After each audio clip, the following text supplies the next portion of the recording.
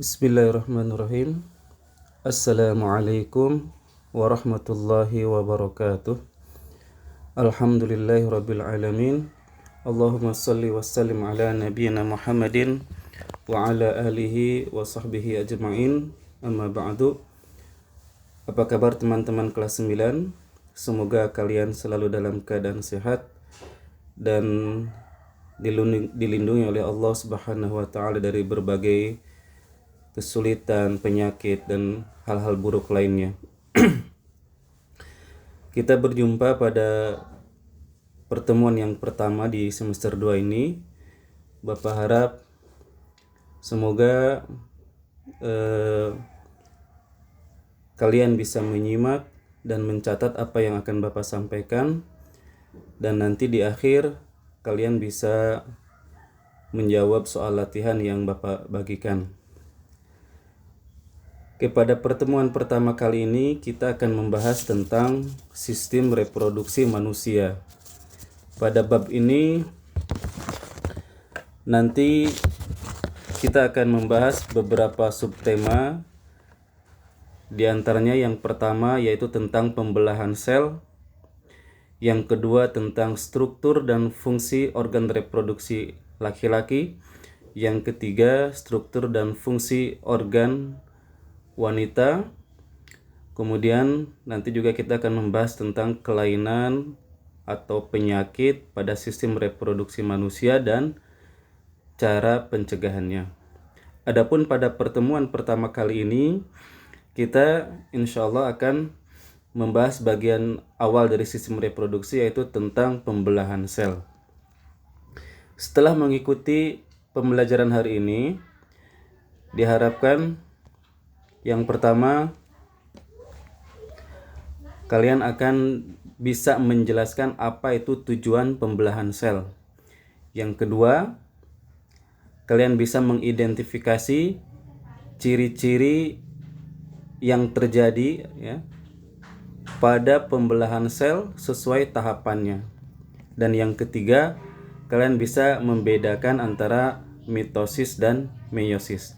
Jadi 3 poin ini diharapkan bisa kalian kuasai setelah mempelajari materi hari ini. Teman-teman sekalian kelas 9, sebelumnya Bapak akan mengingatkan dulu materi yang berkaitan dengan materi kita hari ini. Kalian pernah waktu kelas 7 mempelajari tentang organisasi kehidupan. Mudah-mudahan masih ingat ya, tentang mempelajari organisasi kehidupan. Dimulai dari yang paling kecil sampai yang paling besar, atau dari yang paling sederhana sampai yang paling kompleks.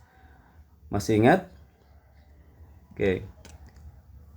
Kalian pernah mempelajari ini ya waktu di kelas 7, bahwa makhluk hidup khususnya manusia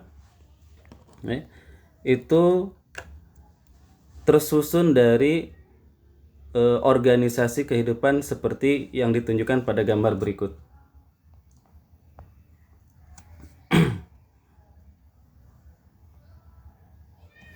Oke, sebentar ya.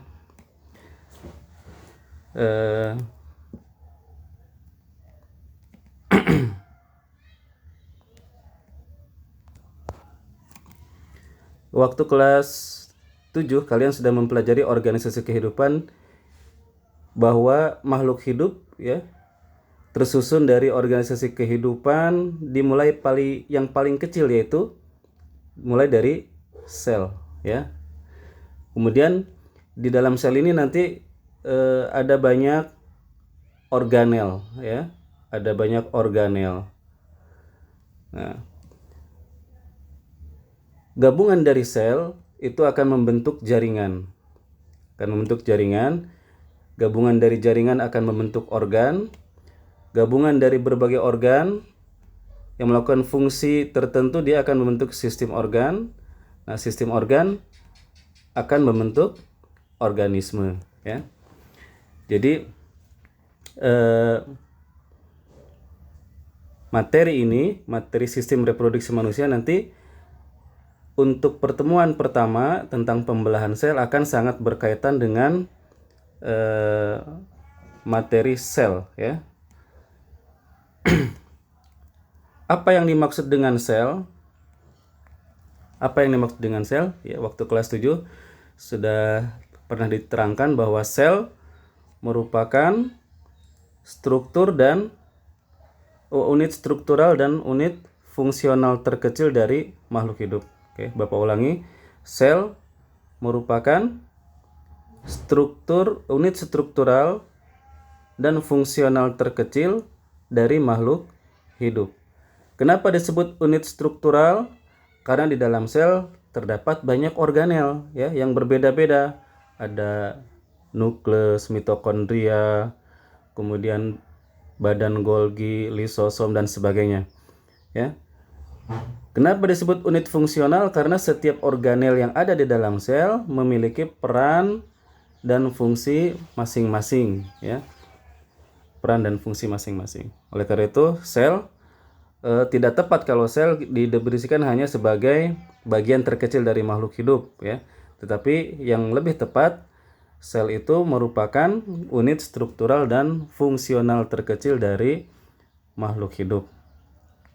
Nah, kalian, ya, sebelum menjadi organisme, dulu kalian atau kita semua, ya, itu berasal dari satu sel, ya, berasal dari satu sel yang kemudian terus mengalami pembelahan, ya, mengalami proses pembelahan dan akhirnya menjadi berjumlah sangat banyak, ya, sampai lebih dari 200 triliun sel dalam tubuh manusia sehingga kita terbentuk organisme.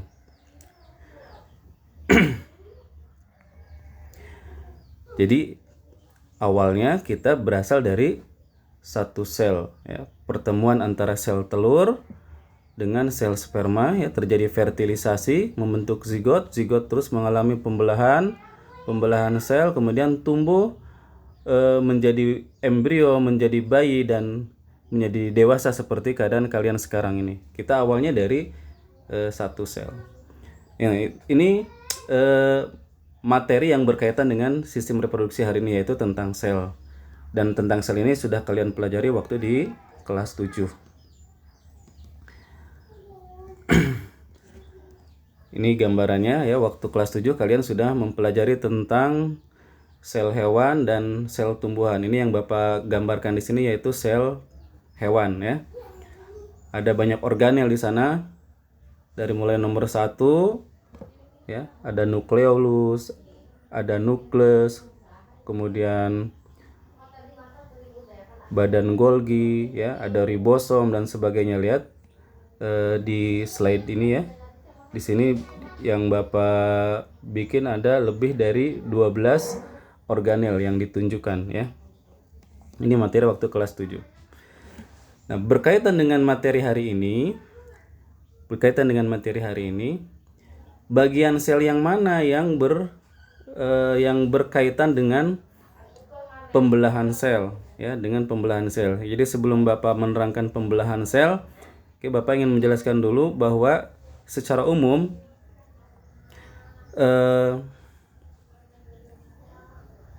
nanti pada proses pembelahan sel kalian akan menemukan beberapa istilah tentang, yaitu tentang ada kromosom, ya.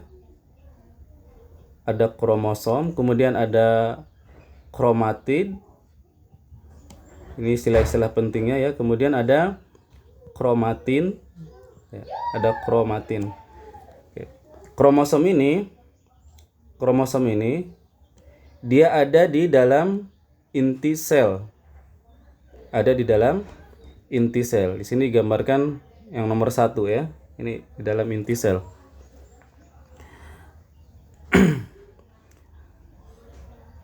Nah, di dalam kromosom nanti kalian akan mengenal ada istilahnya DNA, ya. Ada DNA, kemudian di dalam DNA nanti ada gen, ya. Nanti pada proses pembelahan sel, ya, pada proses pembelahan sel kalian akan banyak menemukan istilah kromosom, ya, kromatid dan kromatin. Ya, apa bedanya nanti ya kita sambil jalan kita terangkan insya Allah. Intinya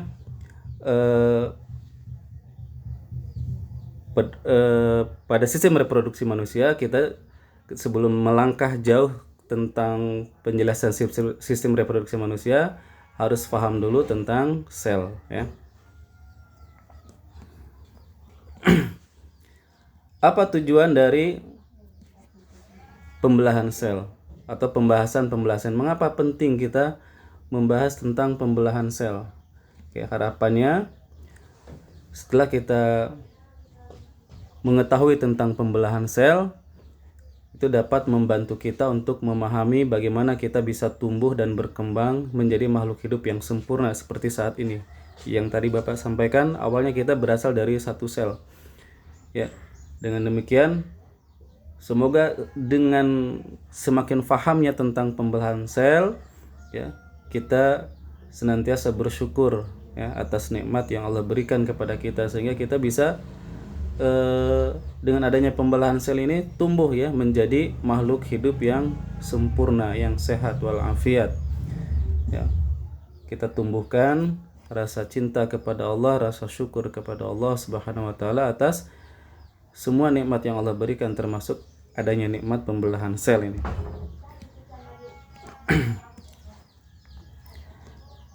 Lanjut. Nah, tujuan pembelahan sel yang pertama yaitu untuk pertumbuhan, ya. Yang pertama untuk pertumbuhan. Ya, tadi kita sudah disampaikan bahwa asalnya manusia berasal dari satu sel yang mengalami pembelahan sel kemudian menjadi ratusan triliun sel, ya, seperti sekarang itu dari pembelahan sel. Manusia bertambah ukurannya, ya, dari yang asalnya masanya sangat kecil menjadi lebih berat, yang asalnya rendah jadi tinggi, ya, dan seterusnya. Itu terjadinya pertumbuhan itu akibat adanya pembelahan sel. Yang kedua, tujuan dari pembelahan sel yaitu untuk melakukan perbaikan jaringan yang rusak. Selama hidup mungkin, ya, ketika kita mulai dari lahir sampai sekarang sudah kelas 9, mungkin pernah mengalami luka, ya, atau sakit, ya, karena kecelakaan atau yang lain sebagainya yang membuat tubuh kita terluka. Nah, bisa sembuh lagi, ya, atas izin Allah, yaitu karena adanya proses pembelahan sel. Jaringan-jaringan yang rusak itu menjadi baik kembali, ya, menjadi sembuh kembali karena ada pembelahan sel. Dan yang ketiga, ya, di antara tujuan pembelahan sel yang berkaitan dengan materi hari ini yaitu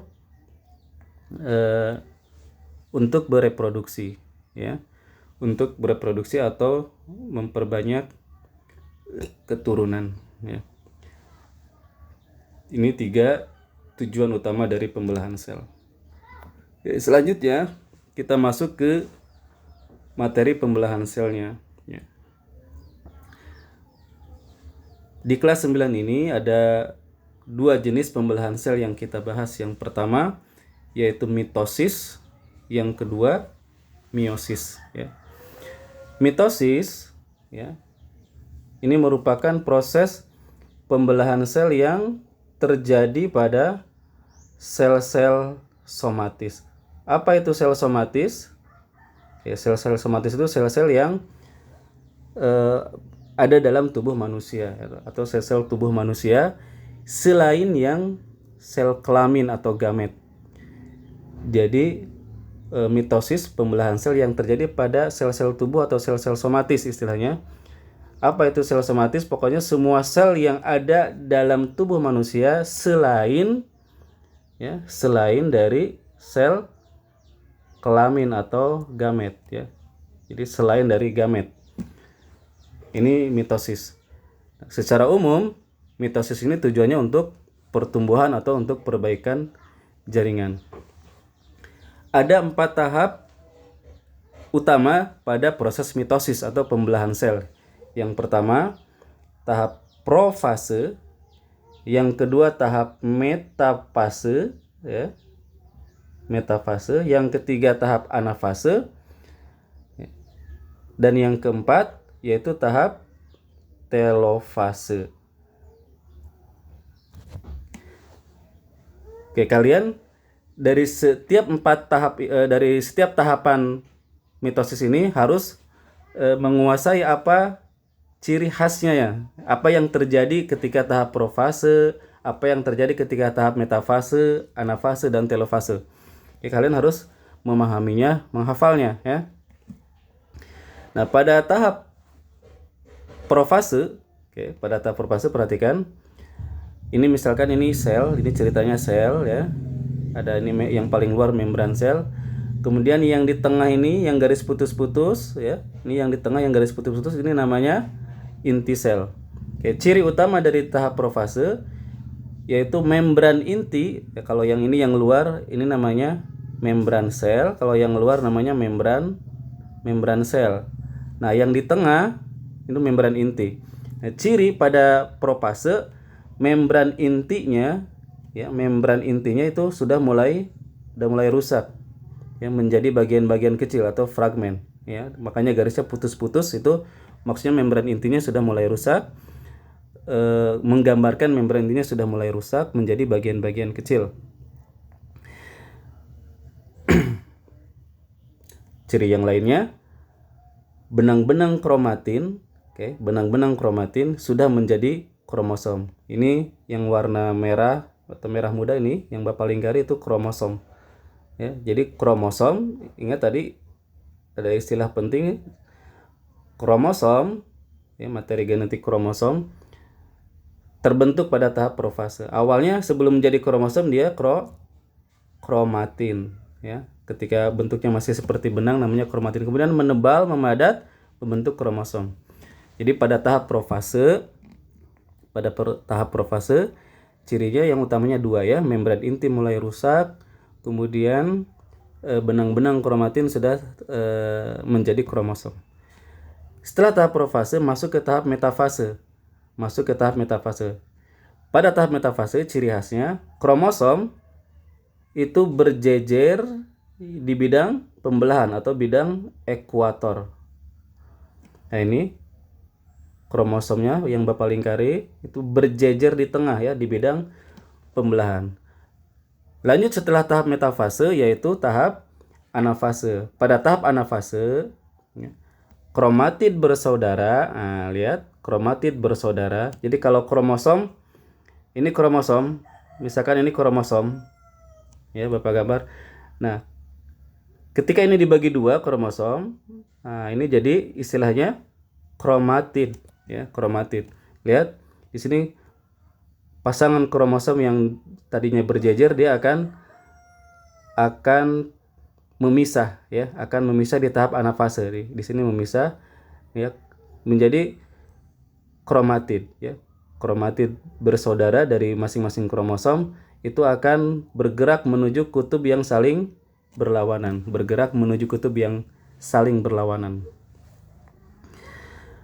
Kemudian pada akhir anafase kedua ya.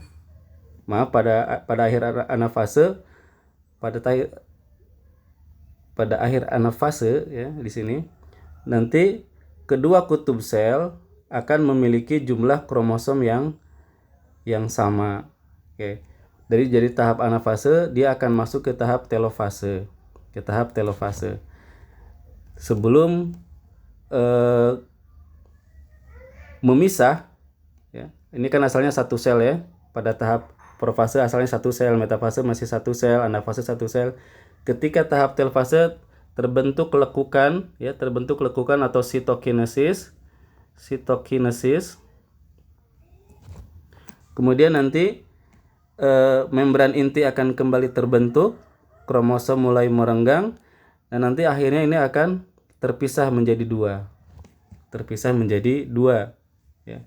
Sehingga pada tahap mitosis ini yang asalnya satu sel induk di akhir prosesnya setelah telofase dia akan membentuk 2 sel anak ya, 2 sel anakan. Oke, jadi ringkasnya mitosis ada 4 tahap atau bisa kita singkat jadi promat misalkan. Profase, metafase, anafase dan telofase. Oke, kesimpulannya lanjut ya. Dalam ciri mitosis ini kalian harus paham yang pertama terjadinya tadi apa? Pada sel-sel somatik atau sel-sel somatis pada sel-sel tubuh, yaitu selain sel kelamin ya. Sel somatik ini berarti selain gamet ya, atau selain sel kelamin ya. Selain.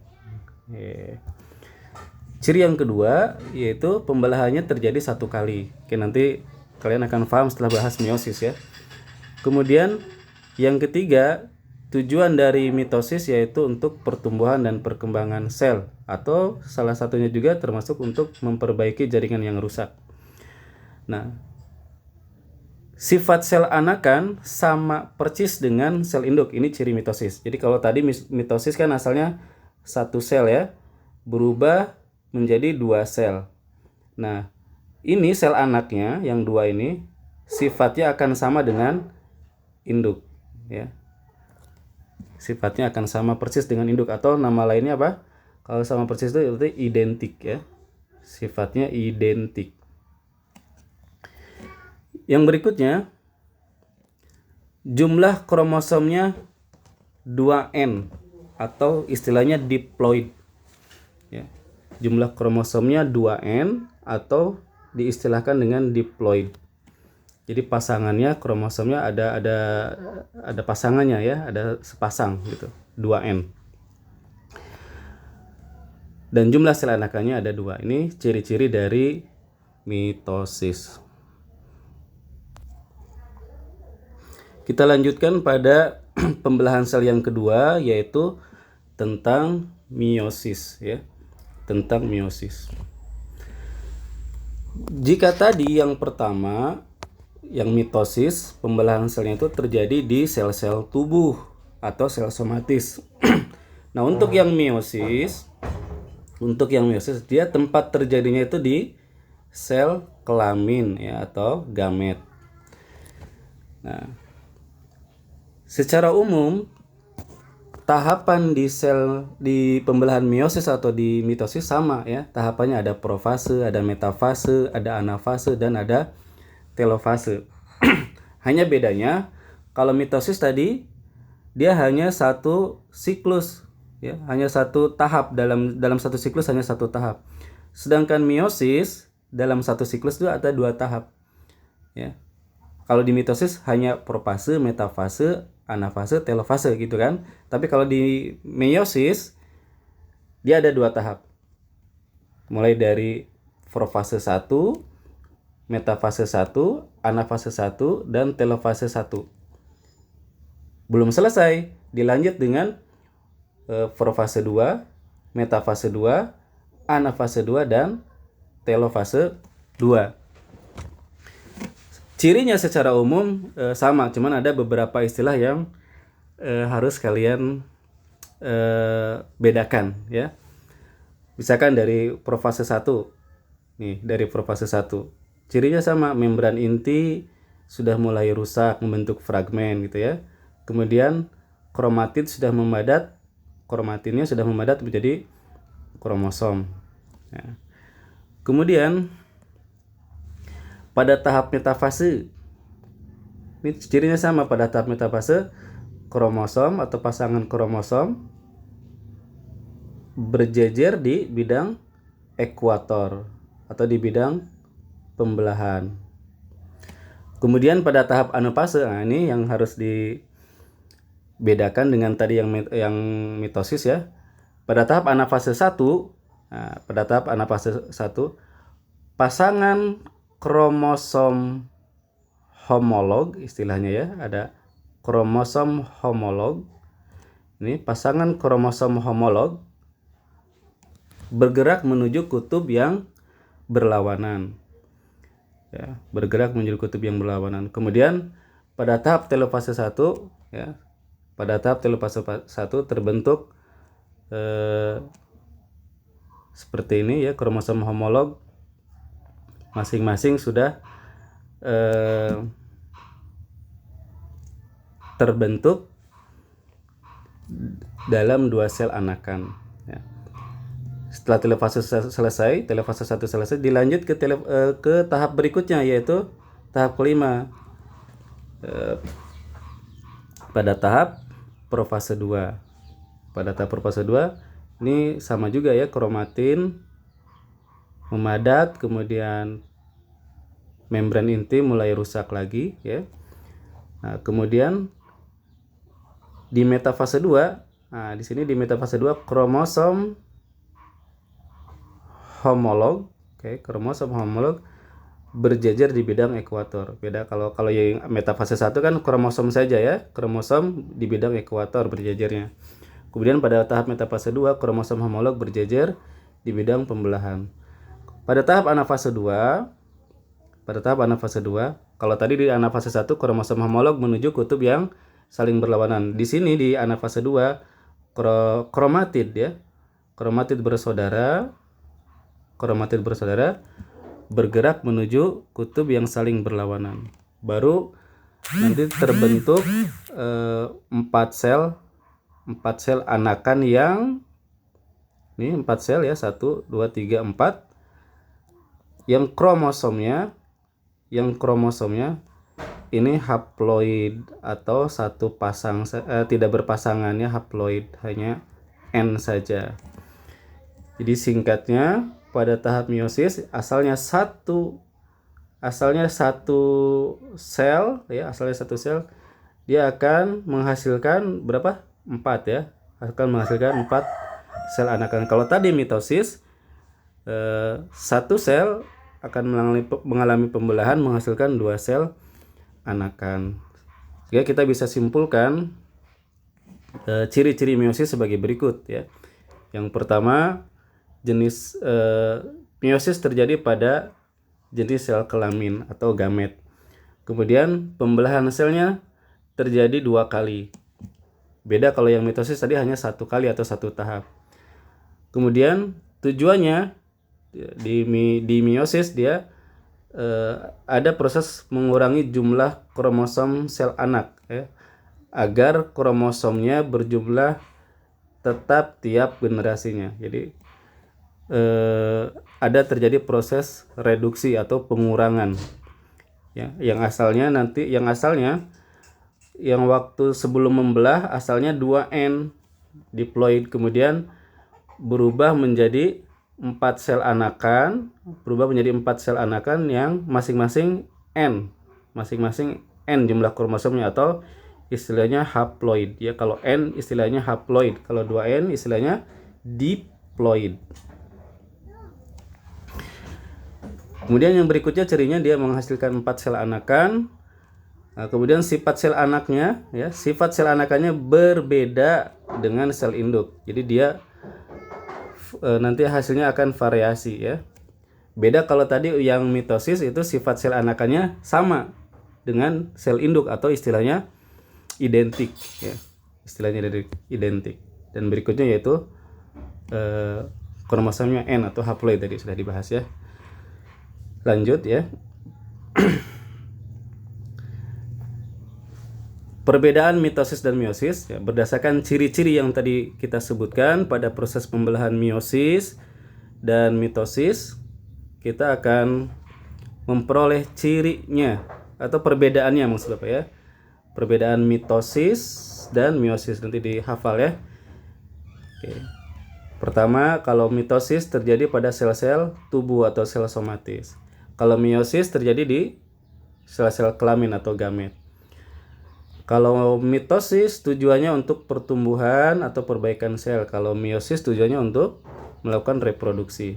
Di mitosis hanya menghasilkan 2 sel anakan. Di meiosis dia menghasilkan 4 sel anakan.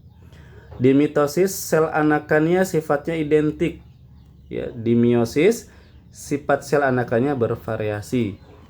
Kemudian mitosis kromosom anaknya hasilnya diploid atau 2N, ya tetap sama seperti induknya. Sedangkan pada meiosis jumlah kromosom anakannya dia haploid atau N, ya, atau setengah dari induknya. Setengah dari induknya, induknya 2, anaknya 1. Induknya 2N, anaknya 1N. Oke, demikian pembahasan pertemuan pertama tentang pembelahan sel, ya. Dimulai tadi dari, Bapak ulang ya. Yang pertama, tujuan pembelahan sel. Yang pertama untuk pertumbuhan dan perkembangan, ya. Yang kedua untuk memperbaiki jaringan yang rusak, dan yang ketiga untuk kepentingan reproduksi. Pembelahan sel ada 2 jenis, ya. Yang pertama mitosis, yang kedua meiosis. Ya, mitosis cirinya bla bla bla bla tadi ya, disimak lagi. Meiosis cirinya bla bla bla bla. Oke, semoga apa yang disampaikan dimengerti. Hatur nuhun, terima kasih atas perhatiannya dan keseriusan kalian dalam menyimak. Dibaca lagi materinya, nanti insya Allah akan dibagikan 10 soal latihan. Semua jawabannya ada dalam materi yang sudah Bapak sampaikan hari ini, ya. Kita tutup dulu dengan kafaratul majelis. Subhanakallahumma wa bihamdika asyhadu an la ilaha illa anta astaghfiruka wa atubu ilaik. Wassalamualaikum warahmatullahi wabarakatuh.